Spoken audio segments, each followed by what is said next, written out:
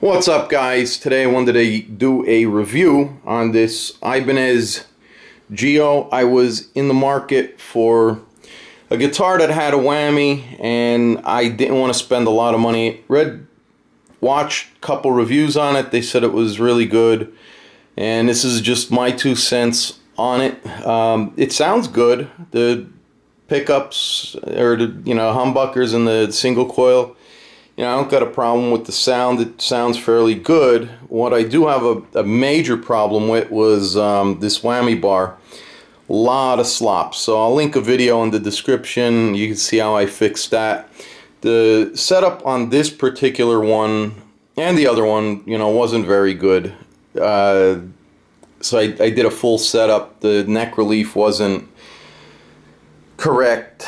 The problem with this one here, truss rod was very, very tight to loosen it, and it didn't want to move either way. These tuner pegs here, they just feel cheesy.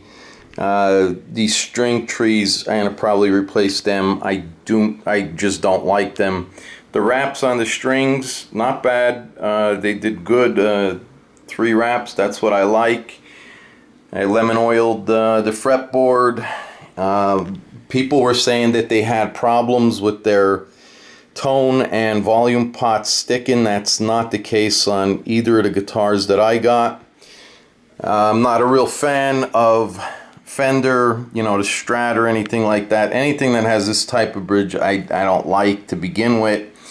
I did a floating trem system on it, and it just didn't want to stay in tune. So I fixed the bridge, and now it'll only do dive bombs. It has 9s on it. I don't like 9s. I like using 10s.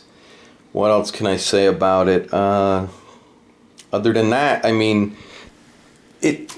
take a look at the back here. It's a 4-screw bolt-on, so I don't mind that. In fact, I like this a lot better than the Fender Squire and stuff like that, because you can get down lower on the frets. And if you're looking to set one of these up, I'll link that video also down below. What I'm going to probably do is buy a licensed Floyd Rose and put that on and get rid of this trem system. So for the price, you're getting what you're paying for. It's not bad.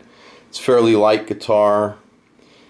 I don't like that it doesn't have the binding. These frets were kind of sharp, so I kind of had to address that. The nut down here is just a plastic type nut. Not real fond of that. Toggle works fine. So that's my thoughts on it.